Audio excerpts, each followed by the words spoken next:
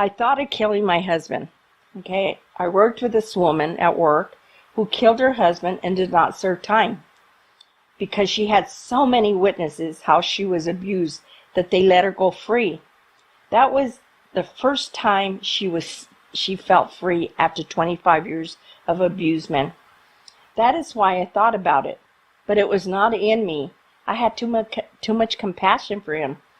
All these things can happen in domestic violence. I felt he was a victim. He had a victim complex. It is a mindset that develops through life and is triggered mainly through childhood conditioning. That is where he came from. And remember, I told you that he went to Vietnam, so that was just adding to his mindset. People who suffer from victim complex see it like in a way that never ends. Total powerlessness. They do not see a way out. They think change will not ever come. So they get to that place. They drink themselves to death. Somehow they're wanting to drown that pain, mute it out. So they take drugs, they take alcohol, some land out in prison. Mine was never set to live like that forever, even though it seemed Welcome to Flora. Get ready for empowering talk.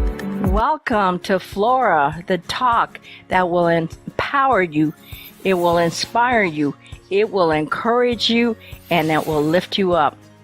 Invite someone to join us today. Today I'm going to be talking about powerlessness, but we're going to go right into domestic violence. And so invite someone. Say, you know what? Flora Talk is going to be about powerlessness, but she's going to be talking about domestic violence. And do not forget to buy my books. I have 3 books for sale. My newest and my latest one is the top one, He Rescued Me. So if you want to buy it, I have some to sell. So, or you can buy it from Amazon, but it would be better for you to buy it from me if you live in Albuquerque, because you don't have to pay for the shipment. So, thank you for joining me. And remember that if you like the message, or you want to make a comment on it, or, where it says like on pages, hit that button. Make a comment, let me know if you're enjoying the topics, or you have one that you might want for me to talk on. Let me know so I can do that. And today it's going to be kind of serious because I was in domestic violence for 15 years, so it's kind of a sensitive message.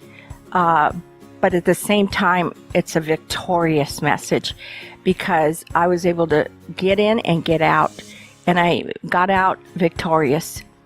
And that's what I want to encourage you today. I'm a testimony concerning domestic violence.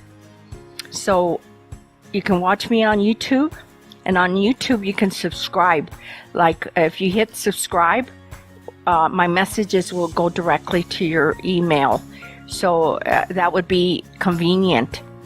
If you want to join me on Watch Party, and we can talk to each other while we're both watching it together, or you can share it with somebody else. It'll be on there on Facebook.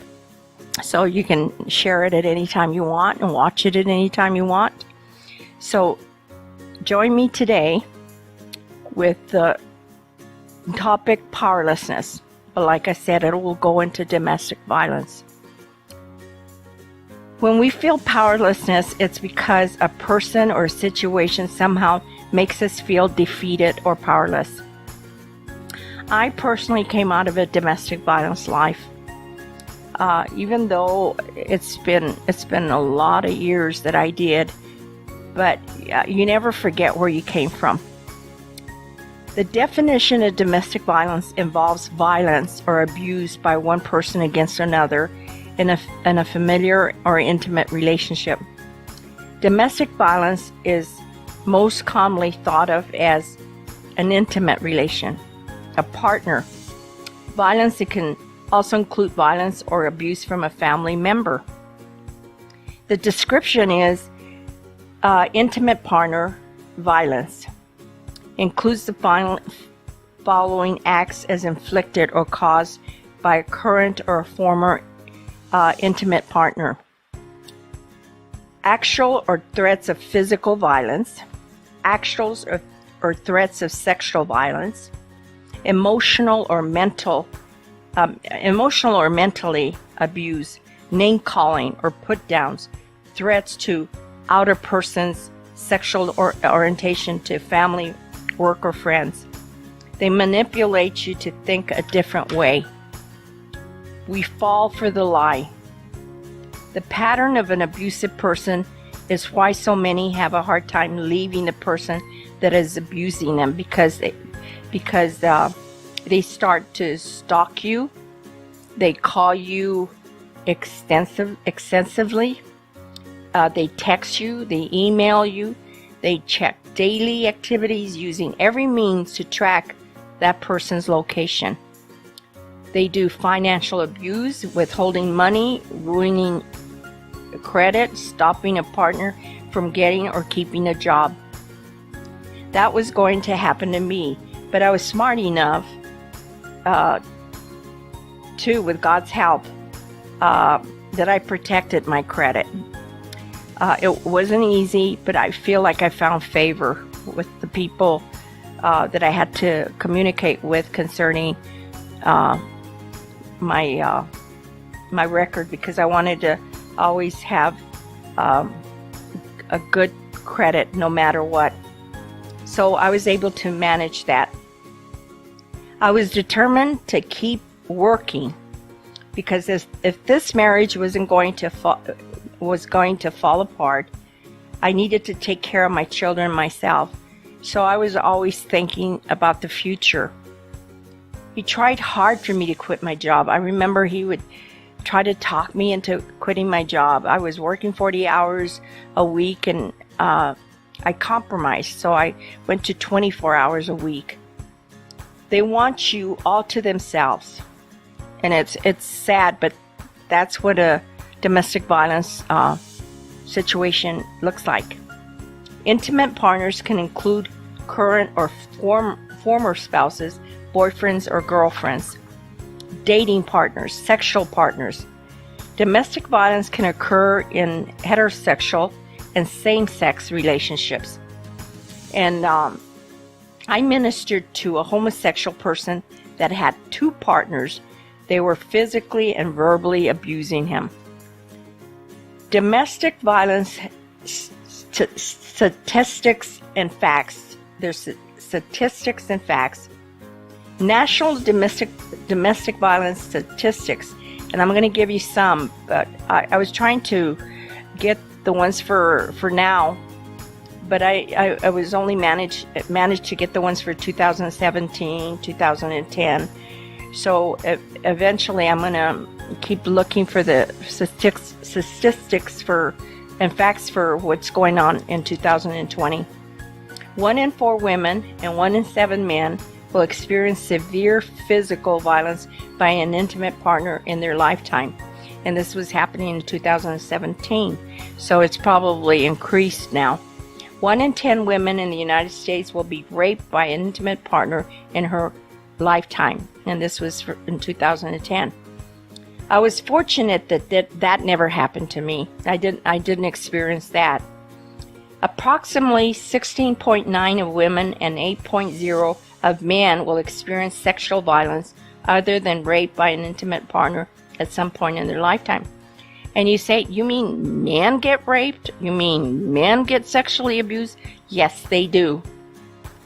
Data on the sexual abuse against men may be underreported, because it probably, if it's embarrassing for a woman, I could imagine how embarrassing it is for a man.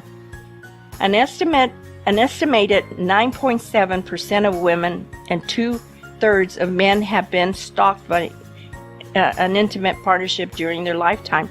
and this is from 2017. Nearly half of all women and men in the United States will experience mental and emotional aggression from an intimate partner in their lifetime. Over half of females and male victims of rape, physical violence, or stalking by an intimate partner experience some form of intimate partner violence for the first time before 25 years of age. That is so sad. Before 25 years of age, they've experienced this. Domestic violence, it's by race. I'm going to give you the statistics by race.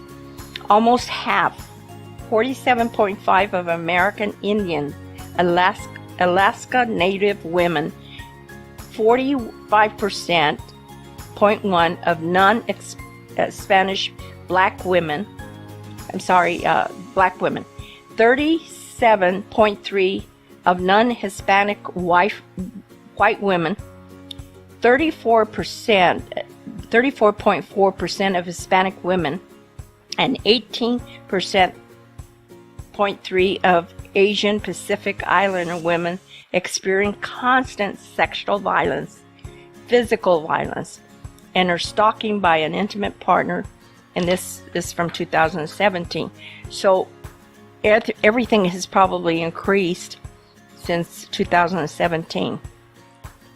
The sexual orientation. There's 2 in 5 lesbian women, 3 in 5 bisexual women, and 1 in 3 heterosexual women will experience rape, physical violence, and are stalking by an intimate partner in their lifetime. And this is from 2010.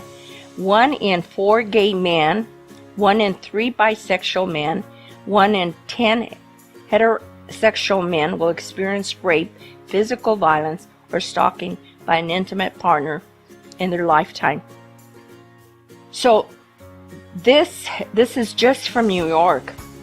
Okay, intimate partners murdered accounts for over half of all New York family-related killing. These people died. The New York City Police Department responds to approximately 230,000 domestic incidents each year. Oh, whoa. Why is it important for me to address this topic? Because I experienced domestic violence. I stepped into it and I stepped out of it. The longer I stayed, I felt powerless because I could not defend myself physically against my husband. I felt powerlessness. Some are not being physically abused, but are mentally and emotionally abused. This is still domestic abuse. It is violence because no one has the right to mentally or emotionally abuse anyone. They belittle you daily. I remember a person said to me, this must have been the most hurtful thing told to me while I was in that situation. I remember a person said to me, "You must like it, otherwise you would leave him." And I thought, they don't know what they're talking about. And there's so many people that if you have not been in it, experienced it, don't talk about it to a person that is, because all you're going to do is hurt that person. And that person is already being hurt emotionally, physically, mentally. So just remember that. And we're going to go ahead and take a short break. And after the break, I will continue with this topic. So if you want to invite somebody, say, you know what, there's a woman talking about domestic violence that she even experienced it. Because that's the best person to hear it from, is one that has gone through it, not someone that's telling you it from books. You have to know the pain and feel the pain to be able to express and share, because you're really sharing from your experience. So we'll be right back.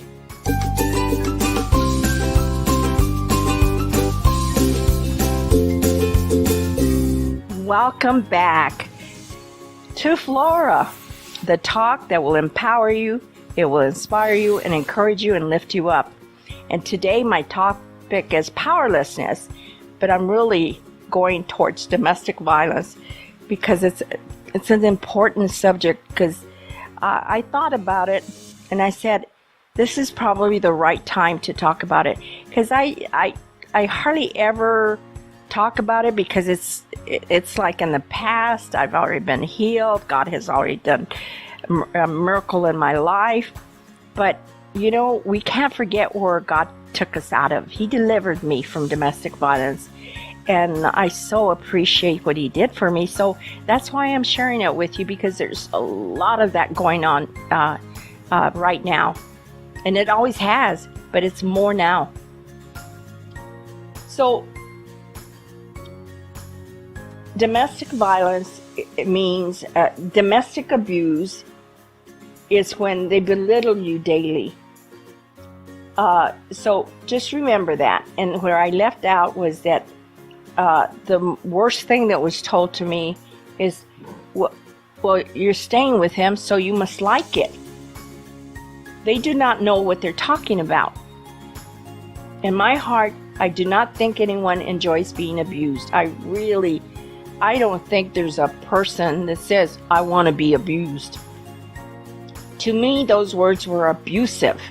In other words, I was already being abused, and then a person tells me that. It's like you're adding more pain. That was a horrible thing to say. I always say, if you do not have anything nice to say, don't say anything. Just keep your mouth shut. Unless you know what you're talking about, that's the only time that you can share with people. But you're not going to hurt them if you've experienced that kind of background. Some think, well, I'm not getting physically abused. People would tell me that. Well, Flora, I'm not getting physically abused, but my husband is verbally abusing me. And I thought, well, I get both. I get physically and mentally and emotionally. But to me, when someone is belittling you and putting you down, sometimes it could be worse than a hit. I'm going to share with you today that verbal abuse is feeling powerless. What happens, it brings a lot of anger into the relationship. What happens when you feel powerless? What happens? Rather than acting first to change or prevent something, you feel like there is no way out, which is a lie, because there's always a way out. This helpless feeling turns into anger. That was happening to me.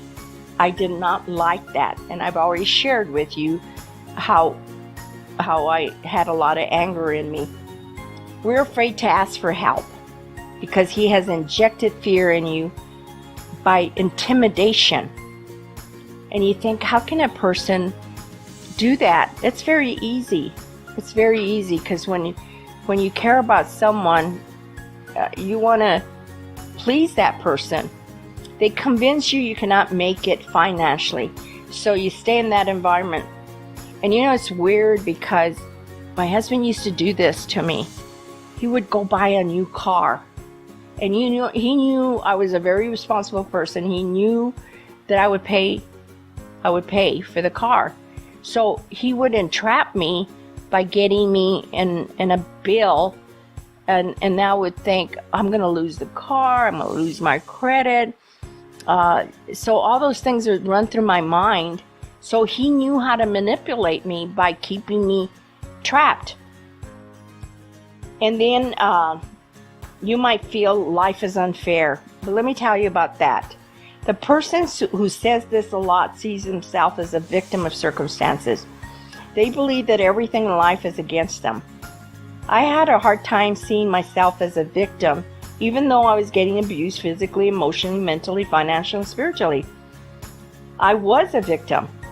My daughter would always tell me that she has studied domestic violence, and she always tells me that I did not have the victim mentality, which I didn't. I think it's because I would always say to my children, I would say this to them, We have people to meet, things to do, and things to carry out. We do not have time to feel sorry for ourselves.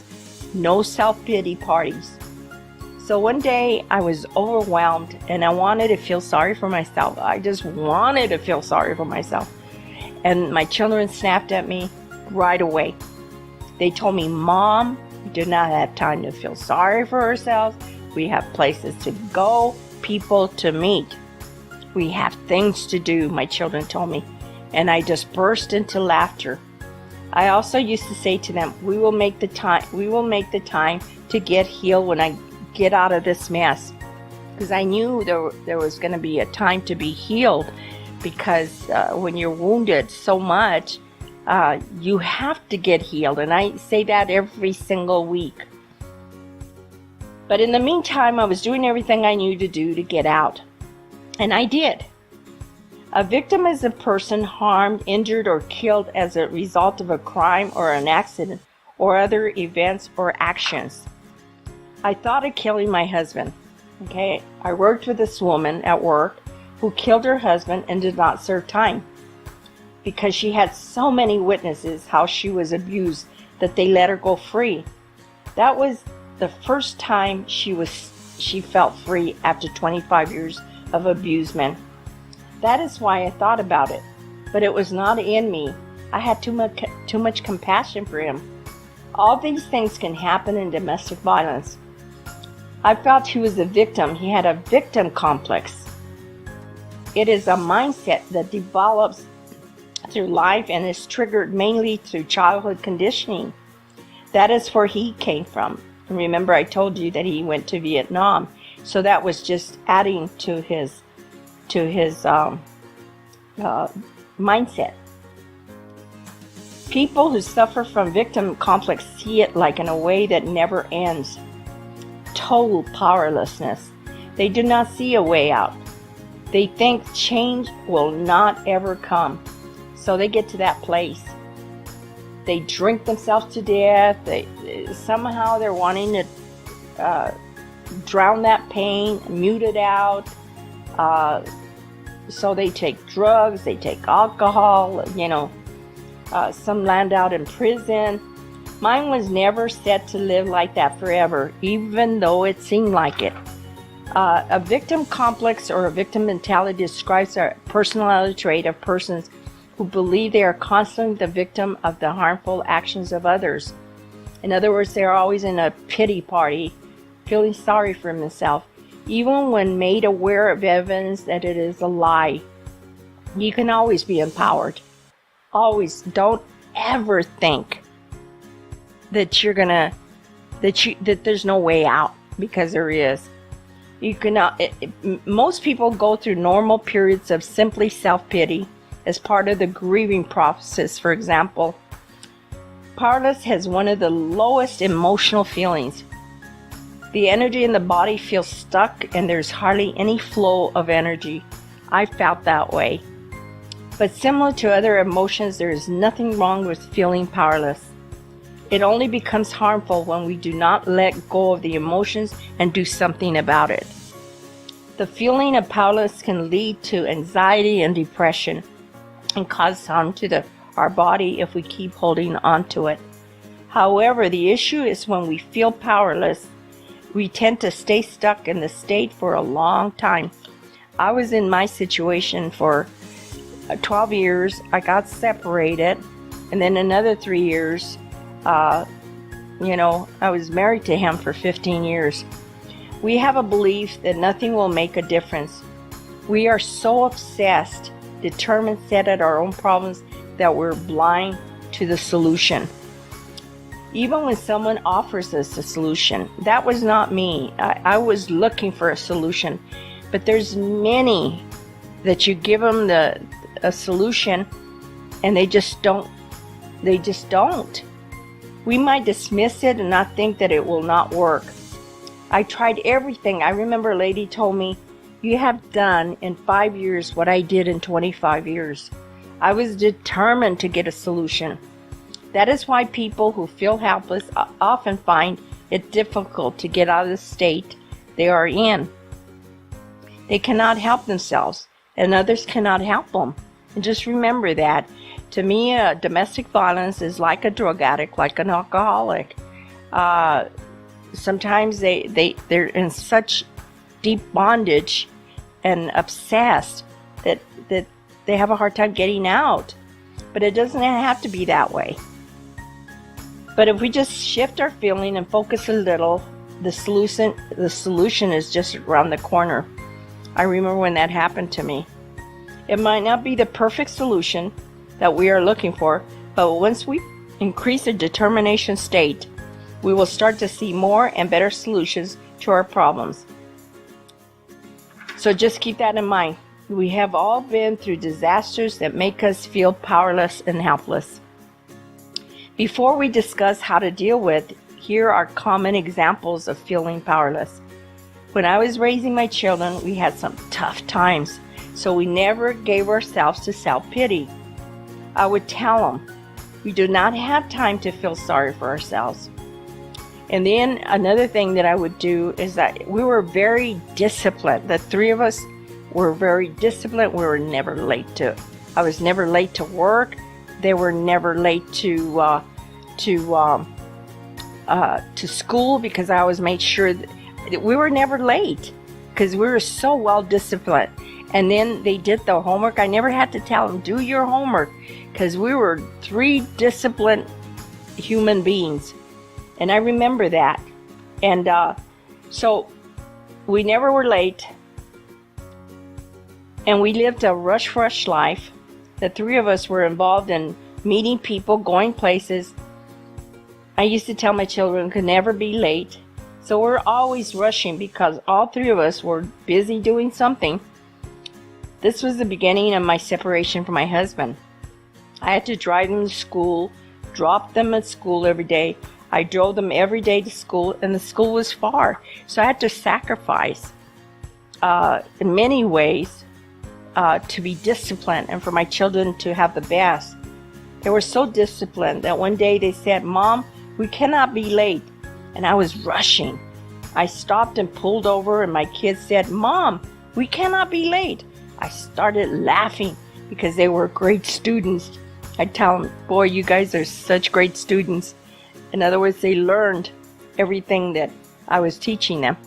So today, we're going to go ahead and take a break. We're going to go ahead and end this session. We're not going to take a break. We're going to end this session. And don't forget to buy my 3 books. If you can only afford one, just buy one. If you can afford all 3, buy all 3. But they're all going to minister to you, because the first one is my biography. The second one is Overcomers Against All Odds, and it's a tool for you. And the third one is a lot of different good things, how God rescued me. So I hope you buy my books, and make sure that on Facebook you put share, comment, like, and then invite someone for next week. And on YouTube you could put subscribe. That way the messages go directly to your email. And if you want to go to my website and fill out the form, it's mendingbrokenhearts.org, or just communicate with me and let me know how you're enjoying these topics. And most of them, I've experienced them, so I know what I'm talking about. And that's what makes it better, because I'm talking heart to heart. And I ask that you join me every week, and I'll see you next time. Bye.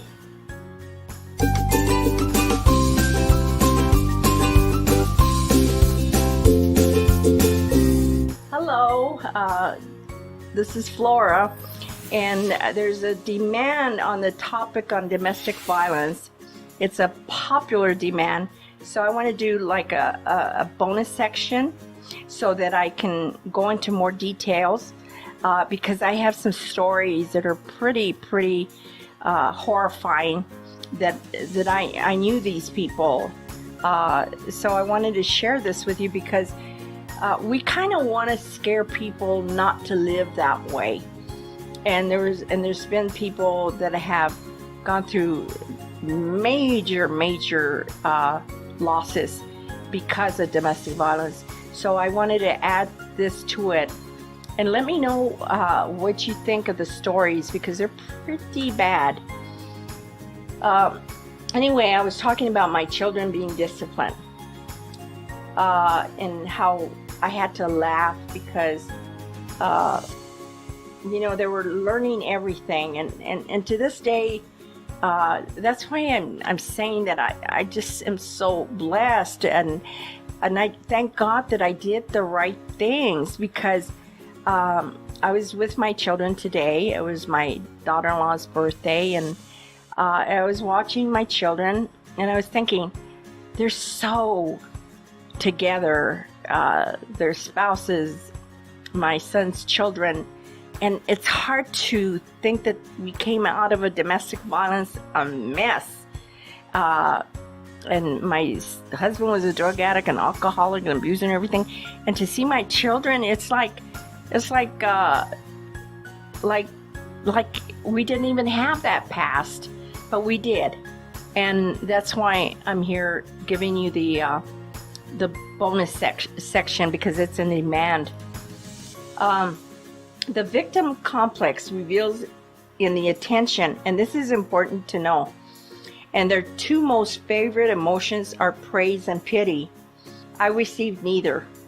I didn't have no pity parties, and I wasn't being praised. Keep both of those reactions on a short leash around the victim. Do not praise them for self-sacrifice, and do not give them pity when they complain about that self-sacrifice. It was an unfortunate time. Victims of domestic violence do not be an easy target. In other words, don't go from one relationship to another relationship. In other words, you were abused. Now you're saying, well, I'm not getting physical abuse. I'm just getting verbally abused. That means that there's something not right in you, because you're going towards an abusive situation again. Yes, he might not be abusing you physically, but it's still abusement. So don't settle. I always say don't settle. Do not be an easy target. The prisons are full of people who kill their spouses or girlfriends or boyfriends. This lady would go around to speak to women in different programs who were in domestic violence situations. Well, she would go around with her dog because her husband totally blinded her. So she would go around talking to all the domestic violence people to show them, get out before he kills you, get out before he blinds you. Do it as soon as possible. I remember the first time I got abused. It wasn't as bad as other abusements, but it was my first one. I was pregnant with my son. I was four months pregnant. I remember the ambulance came and they were taking me to the hospital. And I remember the woman telling me, you need to pack your bags, get your children, and move out of the country. And I thought, that is drastic. And I thought, well, he'll stop. I'm sure he won't do it again. And boy, was that a lie. They were telling me something that I needed to hear, but at that time, I wasn't ready to accept it yet. She would warn us, do not wait until they injure you or kill you. This woman that would go around with her dog, and she was blind. I went to visit one woman at a hospital that she was just existing. She was in a horrible state. She was burned by her husband. He threw gas at her and then lit a match. She was a vegetable. She was just breathing, but everything had to be done for her. What a way to live. In other words, she got put in a home. Nobody ever went to visit her anymore. Her children, nobody. And there she was.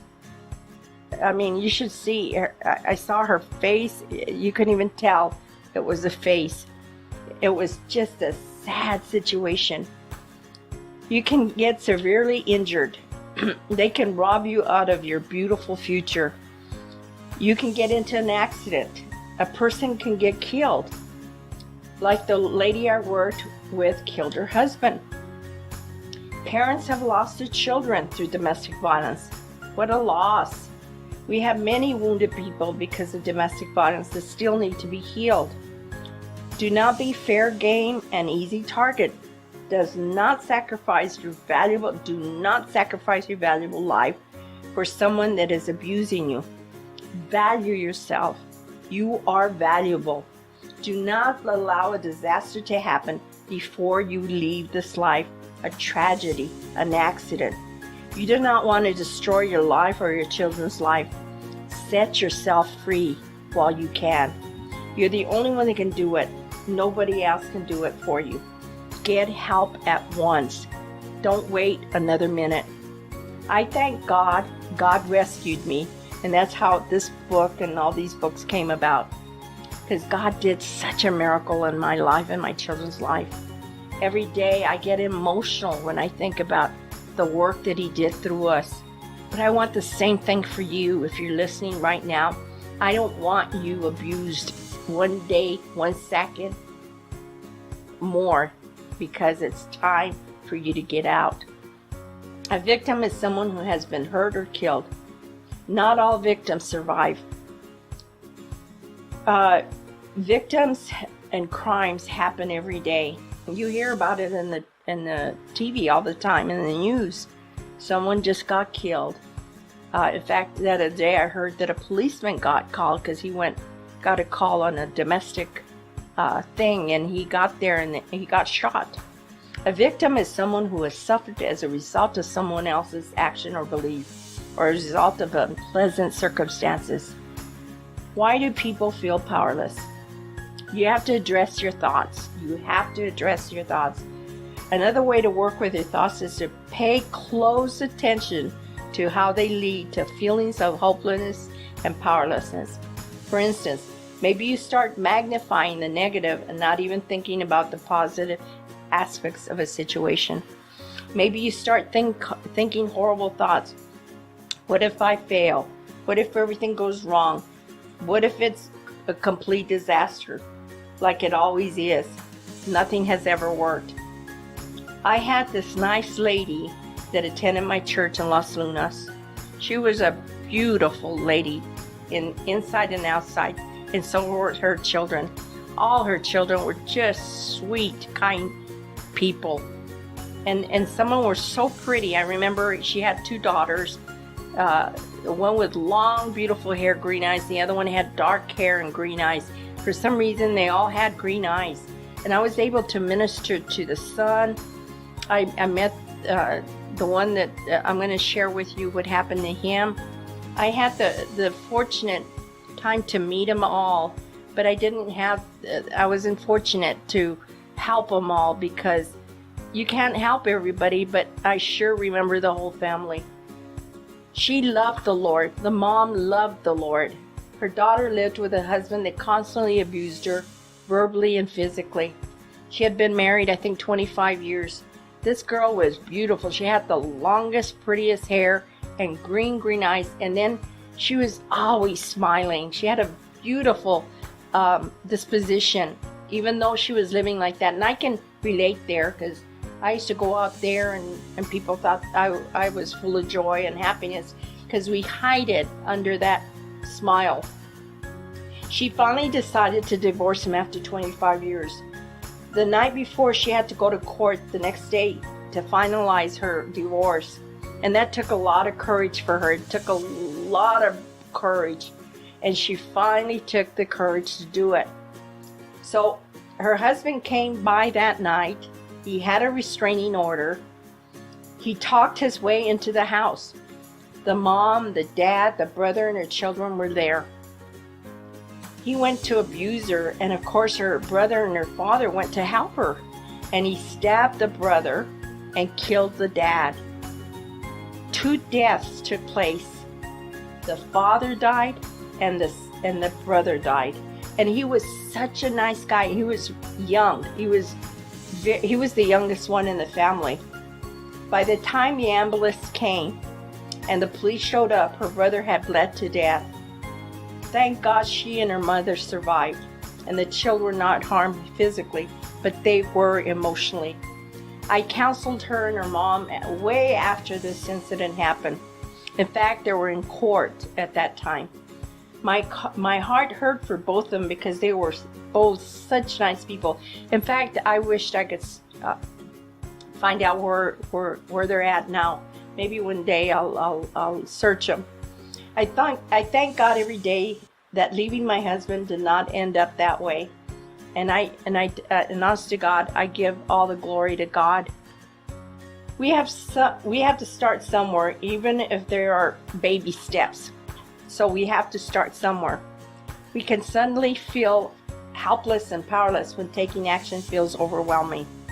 Make it so small, simple that it's easy to take action. You need to feel empowered when speaking up for themselves and their needs with others. I want you to consider this question.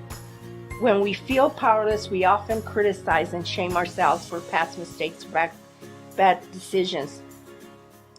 Are you doing that? Instead, try to refocus on the solution. What will I do different next time? Because that's what I used to do. I say, well, this didn't work, but I got to keep trying. Channel any regret or anger you're holding onto into exploring creative, effective solutions for the next time. Spotlight your why. Consider the deeper way of what you're doing. That is, if you need to make a specific change, pinpoint the reason you're taking action. I wanted a better life for my children and myself, and I say that every week. That was my goal. That's what caused me to come out victorious. Then stay connected to what makes the time and effort worth it for you. When you're feeling powerless and helplessness and think similar thoughts, remember that this is not true. It is a lie.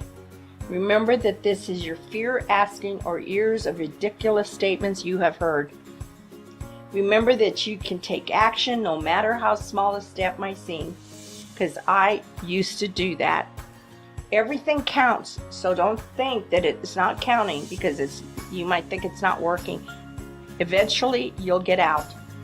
But I would recommend that you start right now. Remember that you can always reach out for help, whether that's a loved one, a support group, or a therapist. This doesn't make you weak, it makes you smart. When we do the right thing, that's what makes us smart.